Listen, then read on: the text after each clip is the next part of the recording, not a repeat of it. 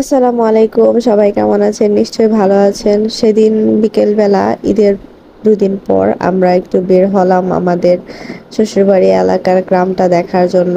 আর সবাই কিন্তু জানেন আরশিদের দাদার বাড়ির গ্রাম কিন্তু অনেক বেশি সুন্দর, যেহেতু এটা শীতলক্ষ্যার পাড় ঘেঁষে জুড়ে উঠেছে এই ছোট্ট সুন্দর দোয়ারা গ্রামটি।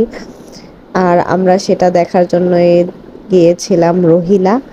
অনেকেই হয়তোবা এই জায়গাটা চিনেন। আর এই জায়গাটা কিন্তু অনেক সুন্দর, একদম চারদিকে শুধু মাঠ আর মাঠ। আর যেহেতু সময়টা ছিল একটা পড়ন্ত বিকেল, একদম সোনালি রোদ আর সাথে একদম সবুজ শ্যামল মাঠ, জাস্ট ওয়াও অ্যান্ড ওয়াও। তো যাই হোক, আমি এখানে আবার একটু কচুরিপানার ভিডিও নিচ্ছিলাম। এর কারণ হচ্ছে আমি কিন্তু এখানে একটা পানকৌড়ি দেখেছিলাম, কিন্তু এটা আমার ভিডিওতে আসেনি। যাই হোক, আমরা আবার ব্যাক করলাম আরশিকে নিয়ে। আর আরশি তো সেখানে গেলেই ঘুমিয়ে যায় প্রতিবার, কারণ সেখানকার পরিবেশ এত এত পরিমাণে